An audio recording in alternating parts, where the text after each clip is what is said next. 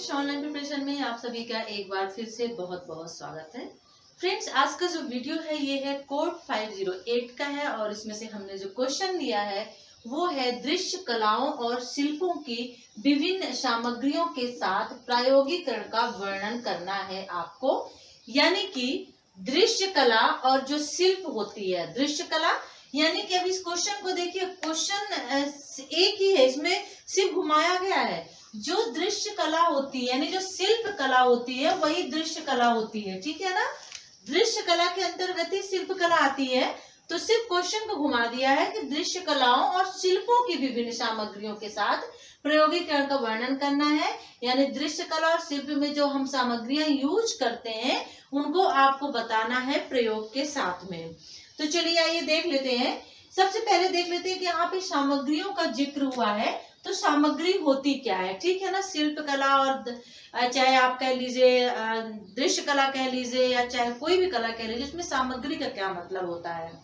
तो देखिए, सामग्रियां घटक या उपकरण है जो कि एक सृजनकर्ता द्वारा कलाकार सृजित करने हेतु अपेक्षित है। मतलब कि सामग्री जो है वो एक उपकरण है। क्या है? एक उपकरण है सामग्री, और जो एक सृजनकर्ता द्वारा, सृजनकर्ता का मतलब जो कला का निर्माण कर रहा है। जैसे मैं कोई कला बना रही हूँ, मान लीजिए मैं कोई चित्रकारी कर रही हूँ, मुझे चित्र बनाना है, ठीक है, पेंटिंग्स करना है। उसमें मुझे जिस चीज की, जिस सामग्री की जरूरत होगी, तो मैं क्या हो गई, मैं पेंटिंग बना रही हूँ, मैं पेंटिंग बना रही हूँ या मैं चित्रकला कर रही हूँ, कुछ भी कर रही हूँ, तो मैं सृजनकर्ता हो गई क्योंकि मैं बना रही हूँ। तो मेरे द्वारा जो कलाकार सृजित करने हैं, तो मैं पेंटिंग बना रही हूँ, मेरे द्वारा पेंटिंग बन रही है, तो जो चीजें जरूरत की होंगी पेंटिंग बनाने के लिए वही सामग्री है। ठीक है, ये क्लियर हुआ कि सामग्रियां एक उपकरण है जो कि एक सृजनकर्ता द्वारा कलाकार सृजित करने हेतु अपेक्षित है। यानी किसी भी चीज को बनाने के लिए, चाहे वो कला चित्रकला हो, चाहे वो पेंटिंग्स हो, चाहे वो मूर्ति कला हो, चाहे वो शिल्प कला हो, किसी भी कला को बनाने के लिए एक कलाकार के द्वारा, यहाँ पे आप सृजनकर्ता का मतलब कलाकार भी कह सकते हैं, क्योंकि जो बनाता है वही सृजनकर्ता कहलाता है, वही कलाकार कहलाता है। तो सृजनकर्ता द्वारा, ठीक है ना, कलाकार में यानी जो भी वो बना रहा है उसके द्वारा जो यूज की जाती है वही सामग्रियां कहलाती हैं। इतना क्लियर हो गया ना सामग्रियां। अब हम सामग्रियां कौन कौन सी होती हैं। देखिए, जब हम कोई भी चीज बनाते हैं तो हम बहुत सारी सामग्रियों का यूज करते हैं। खास तौर पे यहाँ पे बात चल रही है शिल्प की, दृश्य कलाओं और शिल्प के लिए। तो हम मान लीजिए कि हम कोई पेंटिंग कर रहे हैं, तो हमें पेंटिंग में किस चीज की जरूरत होगी। सबसे पहली बात कि पेंटिंग में हमें जो है पेंसिल की जरूरत होगी, वो भी कलरफुल पेंसिल की जरूरत होगी, ब्रश की जरूरत होगी, पेपर की जरूरत होगी, ठीक है ना, रंग की जरूरत होगी। क्योंकि अगर हम कोई चीज बना रहे हैं, पेंटिंग कर रहे हैं, तो सबसे पहले मैं किसी एक कागज में बनाऊंगी, उसको बनाने के लिए पेंसिल की जरूरत हमें पड़ेगी, ड्रॉ करने के लिए। अब पेंसिल से हमने ड्रॉ कर दिया तो उसकी कलरिंग किससे हम करेंगे। यदि हम स्केच मार्कर से करते हैं या पेंसिल से करते हैं तो उसी की जरूरत पड़ेगी, और यदि हम रंग से करते हैं तो हमें रंग की जरूरत पड़ेगी, और रंग से करते हैं तो ब्रश की जरूरत पड़ेगी।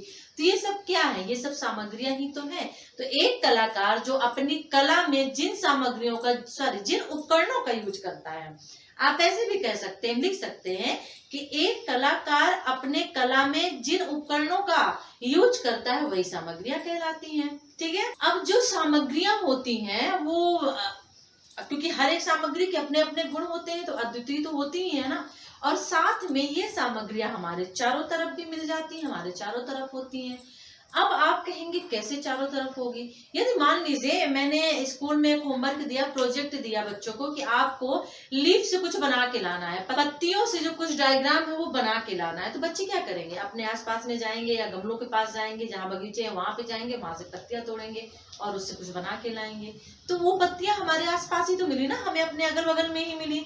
तो जो उपकरण होते हैं वो कुछ उपकरण हमारे आसपास भी मिल जाते हैं, सूखी पत्तियां हैं या फिर हरी पत्तियां हैं, इस तरह की जो पत्तियां होती है वो मिल जाती हैं। और पत्तियां ही नहीं, पत्तियों के अलावा मैंने मान लीजिए कोई ऐसा आर्ट एंड क्राफ्ट दे दिया जिसमें कागज की जरूरत हो रही है या कपड़ों की जरूरत है, मैंने कुछ पेंटिंग करने के लिए दिया, कपड़ों में करके लाइए, तो ये सभी चीजें हमें घर में भी मिल जाएंगी, हमारे आसपास में मिल जाएंगी। तो सिर्फ अगर जरूरत है तो हमें अपने आसपास नजर को उठा के घुमा के देखने की, और वो सामग्रियां, वो उपकरण हमें अपने आसपास ही मिल जाएंगे। अब चलिए, तो इतना क्लियर हो गया, इतना सब कुछ जो मैंने अभी आपको बताया है ये सब आपको लिखना है। इसको आपने सबसे पहले क्या लिख दिया, ये अर्थ लिख दिया सामग्रियों का, सामग्रियां क्या होती हैं, और उसके बाद जो भी हमने आपको बताया है उसके बाद सीधे इसको आपको लिख देना है। ठीक है, अब यहाँ पे देख लेते हैं, थोड़ा सा प्रकार में ले लेते हैं। जैसे सामग्री में पेंसिल हो गई, ठीक है, तो पेंसिल में कितनी तरह की, पेंसिल भी बहुत तरह की होती है। तो अब पेंसिल के कौन कौन से प्रकार हैं ये देख लेते हैं। तो जैसे सबसे पहले ग्रेफाइट पेंसिल ले लेते, ठीक है ना, कौन सी, ग्रेफाइट पेंसिल जो होती है। अब जो ग्रेफाइट पेंसिल होती है ये तो बहुत ही प्रचलित रूप है। जो ग्रेफाइट पेंसिल है इसको तो आप अच्छी तरह से जानते हैं, जनरली हम लोग जिस पेंसिल से लिखते हैं वो ग्रेफाइट पेंसिल होती है। ये जो होती पेंसिल जो होती है, क्योंकि ग्रेफाइट जो इसके अंदर होता है जिससे हम लिखते हैं, पेंसिल जो बनती है वो ग्रेफाइट पत्थर से बनती है। अब उसके ऊपर क्या करते हैं, लकड़ी का एक कवर हम चढ़ा देते हैं उसको ढकने के लिए, ठीक है ना। तो ये जो पेंसिल हम लोग लिखने में यूज करते हैं ये ग्रेफाइट की पेंसिल होती है, मुलायम भी बहुत होती है, काला कलर भी ये देती है। तो इस तरह से आपको डिस्क्राइब करके इसको लिखना है। अब ग्रेफाइट पेंसिल के अंतर्गत कौन कौन से, इसके भी प्रकार है, ये पेंसिल भी अलग अलग तरह की आती है। जैसे H है, ठीक है ना, फिर 2H है, B है, HB है, 3B है, 2B है, 5B है, 6B है, 4B है। ये ग्रेफाइट जो पेंसिल है इनके प्रकार है, इतनी तरह की ये पेंसिल आती हैं। अब इतनी तरह की पेंसिल क्यों आती है, तो क्योंकि सभी की जो वर्ग, जो गुण है, वो क्वालिटी जो है वो अलग अलग है। जैसे अगर हम यहाँ पे HB पेंसिल की बात करें, सबसे बेस्ट पेंसिल जो है HB पेंसिल मानी जाती है। अब ये जो है काला रंग देती है, गहरा काला रंग देती है, ठीक है ना, HB पेंसिल जो होती है, ठीक है ना। डार्क ब्लैक के लिए ये HB पेंसिल लिखी जाती है, यूज की जाती है। इसी तरह से यहाँ पे हम देख लेते हैं 2B। अब 2B है तो यहाँ पे 2 गुना काला, यानी कि जो ये पेंसिल है ये 2 गुना कालेपन को देती है। और इसी तरह से जो यहाँ पे 4B है वो 4 गुना कालेपन को देती है, बढ़ाती है। 2B यानी 2 गुना कालापन देती है और हल्के छाएपन के लिए यूज की जाती है। और इसी तरह से 4 गुना 4B है वो भी 4 गुना कालापन देती है, ब्लैकनेस देती है, ठीक है, डार्कनेस देती है। और ये भी हल्के कालेपन के लिए, छाया बनाने के लिए यूज की जाती है। तो इस तरह से आप इन पेंसिलों का यूज जो है आर्ट में, हम कोई भी चीज बनाते हैं, पेंटिंग वगैरह थे ना, शेडिंग वगैरह करने के लिए सेट करते देते हैं, उसके लिए यूज की जाती है। अब देख लेते हैं रंगीन पेंसिल। तो रंगीन पेंसिल भी आती है। जैसे रंगीन पेंसिल में आप देखिए पेंसिल कलर भी आता है और क्रेयॉन्स जो आते हैं वो पेंसिल के ही एक प्रकार होते हैं, ठीक है ना। और इसी तरह से चारकोल पेंसिल भी होती है, ठीक है। कौन सी, चारकोल पेंसिल। जो चारकोल पेंसिल होती है ये चारकोल से बनती है। किससे बनती है, चारकोल से बनती है, इसीलिए इसको चारकोल पेंसिल कहते हैं। और ग्रेफाइट, जो ग्रेफाइट पेंसिल है इसकी अपेक्षा ज्यादा ये धब्बा बनाती है। अगर कोई चीज शेडिंग वगैरह करनी है, डार्क आपको कोई चीज बनानी है, तो उसके लिए चारकोल पेंसिल का यूज किया जाता है, ठीक है। और फिर ये यहाँ पे जल रंग पेंसिल, यानी कुछ जो पेंसिल्स होती हैं बच्चे जनरली क्या करते हैं कि ब्रश का यूज नहीं कर सकते हैं, ठीक है ना।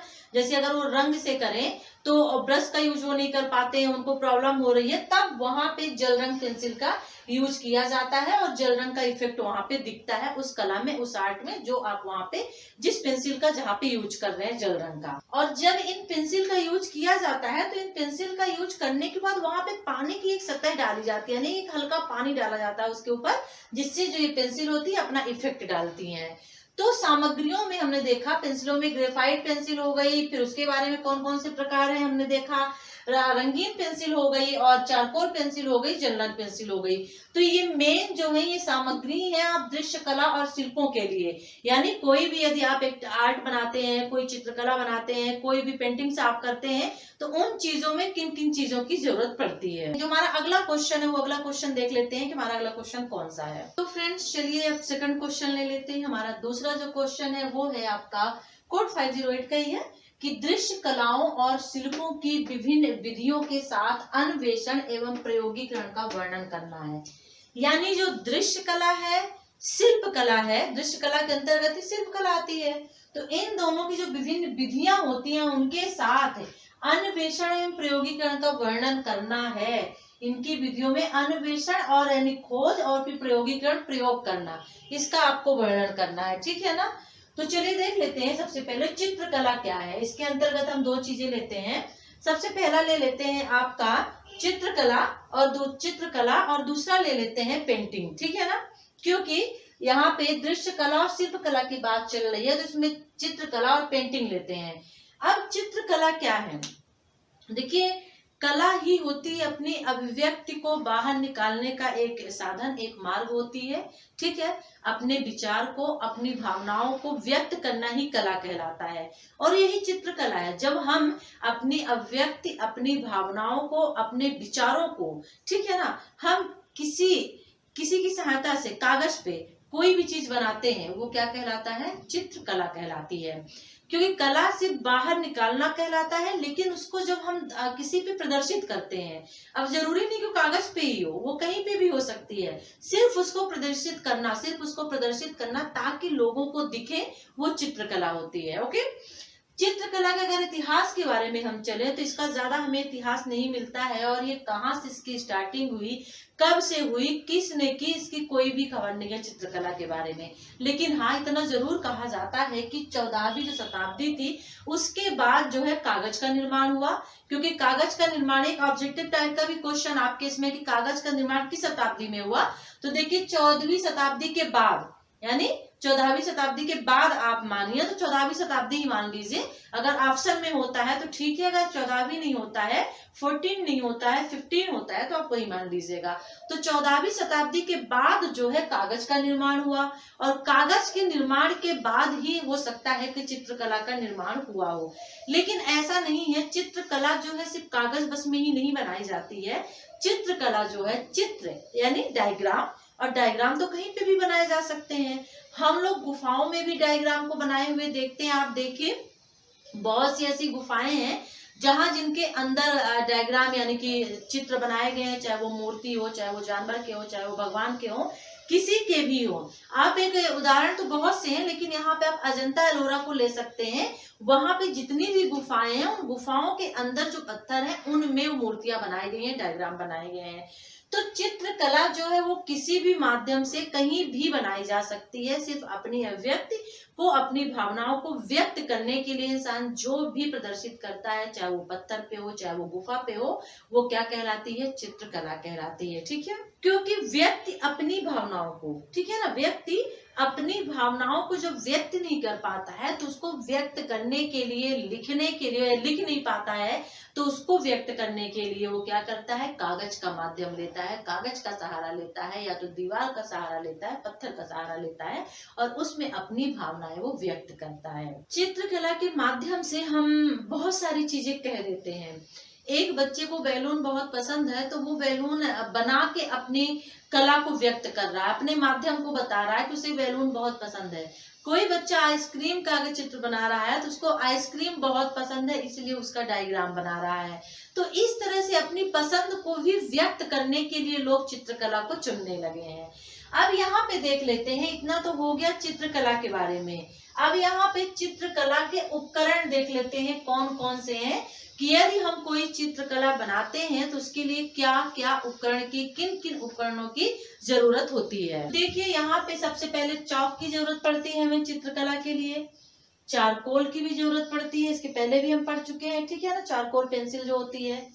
क्रेयॉन्स कलर आपको पता है, बच्चों के फेवरेट कलर भी होते हैं, क्योंकि वो रंग भी अच्छा देते हैं, हल्का रंग भी देते हैं, और साथ में एक अट्रैक्टिव, जो जिस चीज को भी कलरिंग करते हैं अट्रैक्टिव होती है, अच्छी लगती है। ग्रेफाइट अभी हम जस्ट बात कर चुके हैं। पेंसिल, पेस्टल, मार्कर, स्याही, ब्रश, इन सभी चीजों की जरूरत पड़ती है हमें किस चीज के लिए? एक चित्रकला को बनाने के लिए, चित्र को बनाने के लिए। अब यहाँ पे हम पेंटिंग की बात कर लेते हैं। हमारा जो चित्रकला है वो हो चुका है, अब हम पेंटिंग की बात कर लेते हैं, ठीक है। इसमें एक चीज रह गई है आपकी, इसमें चित्रकला में किन किन जगहों पे, किन किन चीजों में चित्रकला हो सकती है। तो जैसे देखिए, हम कह सकते हैं कागज पे हम चित्रकला बना सकते हैं, दीवार पे भी हम बना सकते हैं, कैनवास पे भी हम बनाते हैं, ठीक है ना। तो इस तरह से चित्रकला का निर्माण होता है। देखिए, जो पेंटिंग होती है, पेंटिंग जो होती है रंगों को एक सतह पर रखने की कला होती है, ठीक है ना। यानी मान लीजिए आपने बैलून बनाया और 4-5 बैलून बना दिए, और उन बैलूनों को अलग अलग कलर में आपने कलर कर दी, पेंट कर दिया, तो वो क्या हुआ? सभी रंग एक जगह पे आ गए, एक सतह पे आ गए ना। तो रंगों को एक जगह पर, एक सतह पर रखने की कला पेंटिंग कहलाती है। अब पेंटिंग में प्रयुक्त होने वाले रंग कौन कौन से होते हैं ये देख लेते हैं, ठीक है ना। तो देखिए, पेंटिंग में प्रयुक्त होने वाले रंगों के प्रकार में, यानी पेंटिंग पे प्रयुक्त होने वाले रंगों के कितने प्रकार होते हैं, या पेंटिंग में प्रयुक्त होने वाले रंग कौन कौन से होते हैं। तो सबसे पहला देख लेते हैं प्रत्यक्ष रंग, ठीक है। कौन सा रंग होता है? प्रत्यक्ष रंग। तो प्रत्यक्ष रंग में देखिए, प्रत्यक्ष रंग में जो आपका ये क्रेयॉन होता है ये यूज किया जाता है, ठीक है ना, क्योंकि ये बच्चों के लिए बहुत अच्छा होता है, इजी भी होता है। और जब बच्चे पहली बार कलरिंग करना सीखते हैं, पेंटिंग करना सीखते हैं, तो उस वक्त क्रेयॉन्स को यूज किया जाता है प्रत्यक्ष रंग के रूप में, ठीक है। अब देख लेते हैं तैल रंग क्या कहलाता है। तैल रंग को ऑयल पेस्टल बोलते हैं, जो ट्यूब में आता है। और हम क्या करते हैं कि उसमें जो तारपीन का तेल होता है उसको पतला किया जाता है, वो गड्ढा होता है, तो उसको पतला करने के लिए हम क्या करते हैं, तारपीन का तेल उसमें डालते हैं। और उसके बाद इसका यूज जनरली जो होता है वो कैनवास वगैरह में करने के लिए होता है। कैनवास में कोई भी डायग्राम, कोई भी आकृति बनाते हैं, तो उसमें हम फिर जो आपका ऑयल पेस्टल है, तेल रंग होता है, उसका हम यूज करते हैं। और ये जनरली बड़े बच्चों के द्वारा किया जाता है। प्रत्यक्ष रंग जो होता है ये छोटे बच्चों को द्वारा किया जाता है, इस चीज को याद रखिएगा। और जो तैल रंग जो होता है बड़े बच्चों के द्वारा किया जाता है, ठीक है ना। अब चलिए देख लेते हैं जल रंग या पोस्टर रंग। इसको पोस्टर रंग भी कहते हैं। और जल रंग अभी जस्ट हम पीछे वाले क्वेश्चन में भी देख के आ चुके हैं। जल रंग जो होता है तो अभी जस्ट हम पढ़ के आ रहे हैं कि जल के जैसा रंग लाने के लिए आप कलरिंग पहले आप किसी कागज में कर दीजिए, उसमें थोड़ा सा पानी को छिड़क दीजिए, जिस तरह से चाहे उस तरह से आप डायग्राम इससे बना सकते हैं जल रंग से, यानी पोस्टर रंग जो होता है। ब्लॉक पेंटिंग क्या होती है, नेक्स्ट देख लेते हैं ब्लॉक पेंटिंग। ब्लॉक पेंटिंग जो होती है ना फ्रेंड्स, ये एक तरह से छपाई के लिए यूज की जाती है, ठीक है ना। जिस तरह से हम कह सकते हैं कि अगर हम एक अपने अंगूठे के लिए अंगूठा जैसे लगाते हैं कि हमने स्याही पे अंगूठे को किया और इसके बाद लगा दिया, तो जगह जगह पे आप लगाइए तो वो क्या हो जाएगा, ब्लॉक पेंटिंग, खंड पेंटिंग हो जाएगी, ठीक है ना। तो इसको आप इस तरह से भी एक्सप्लेन कर सकते हैं कि अंगूठे की छपाई की तरह ही ब्लॉक पेंटिंग होती है, जिसका हम यूज करते हैं, ठीक है। अब देख लेते हैं सब्जी की छपाई। सब्जी की छपाई क्या होती है। देखिए, सब्जी की छपाई होती है जनरली, जैसे आप एक लेडी फिंगर ले लीजिए, जो भिंडी होती है उसकी भी, उससे भी हम जो है कलरिंग करते हैं, छपाई करते हैं, ठीक है ना। यानी कि उसके हमने पीस काट लिए और हमें जो डायग्राम चाहिए होता है, फ्लावर अगर हमें बनाना है तो हम क्या करते हैं, उसके एक पीस को ले लेंगे और जो हमारा रंग होता है, खासतौर पे गीला रंग इसमें चाहिए होता है, तो उस कलर को हम क्या करते हैं, उसमें हल्का सा डुबो लेते हैं और फिर जिस जगह पे कपड़े पे या फिर पेपर पे जहां भी रखना होता है उसको हम रख देते हैं। बहुत सारी शिमला मिर्च है, उससे भी आप इसको आप बना सकते हैं, ठीक है ना। तो बहुत सारे ऐसे वेजिटेबल्स हैं जिनसे आप छपाई कर सकते हैं, ठीक है ना, पेंटिंग कर सकते हैं, तो उसको सब्जी की छपाई कहते हैं, ठीक है। जिसमें से थोड़ा सा जनरली लोग अगर लीफ बनाना होता है तो क्या करते हैं, पत्तियों से कर लेते हैं। तो यहाँ पे हम बात कर रहे हैं सब्जी की छपाई, तो इसमें लेडी फिंगर सबसे पहले आ जाएगा भिंडी, इसके बाद आपका जो है वो शिमला मिर्च आ जाएगा, ठीक है, कैप्सिकम। हाथ अंगूठे की छपाई। अब हम लोग बच्चों को थम्स पेंटिंग जिसे बोलते हैं ना, थम्स पेंटिंग करके लाना है, तो वही होता है कि हम क्या करते हैं, कोई भी एक चीज हम बना के दे देते हैं और उसको बोलते हैं इसको आपको थम्स पेंटिंग से करके लाना है। तो एक गीला कलर सा होता है, जैसे जो पेंटिंग कलर होता है, उस कलर में हम अपने थम्स कैसे बच्चे रखते हैं और उसके बाद सीधे जिस पेपर में बनाना होता है वहां पे रख देते हैं, तो ये थम्स पेंटिंग हो जाती है, यानी हाथ अंगूठे की छपाई करते हैं। अंगूठे को, यानी अंगूठे को जो कलर है उस पे डुबो के और फिर कागज पे रख देते हैं। बच्चे बहुत आराम से इसको करते हैं और इंटरटेनमेंट के बच्चों का हो जाता है, क्योंकि पेंटिंग जो है मनोरंजन प्रदान करती है बच्चों को, खेल खेल में ही पेंटिंग सीख जाते हैं। तो कुछ पेंटिंग ऐसी यहाँ पे होती है जो बच्चों के लिए, बच्चों के हिसाब से बनाई जाती है, तो वो हाथ अंगूठा की छपाई हो जाएगी। तो आई थिंक इतना क्लियर हो गया है कि दृश्य कलाओं और शिल्पों की विभिन्न विधियों के साथ अन्वेषण एवं प्रयोगीकरण का वर्णन करना है। तो यहाँ पे हमने क्या किया, चित्रकला और पेंटिंग्स ले लिया। चित्रकला को हमने पहले एक्सप्लेन कर दिया कि चित्रकला होती क्या है, फिर उसके बाद हमने उपकरण बता दिए, chalk, charcoal, crayon, graphite, pastel, marker, स्याही, ब्रश। फिर उसके बाद हमने पेंटिंग ले लिया, पेंटिंग को हमने एक्सप्लेन कर दिया और इसके बाद हमने जो प्रयुक्त होने वाले रंगों के प्रकार बता दिए कि पेंटिंग में कौन कौन से रंग यूज होते हैं, ठीक है ना, कलर यूज होते हैं। तो प्रत्यक्ष रंग होता है, तैल रंग होता है, जल रंग यानी पोस्टर रंग होता है, ब्लॉक पेंटिंग सब्जी की छपाई, हाथ अंगूठे की छपाई। तो ये वीडियो कैसा लगा जरूर बताइएगा। वीडियो अच्छा लगे तो वीडियो को लाइक करिएगा, शेयर करिएगा और कमेंट्स भी करिएगा। अच्छा लगे तो, और चैनल को सब्सक्राइब नहीं किया है तो सब्सक्राइब कर लीजिए। चलिए फिर नेक्स्ट वीडियो के साथ हम आपसे फिर मिलते हैं, तब तक के लिए टेक केयर, बाय।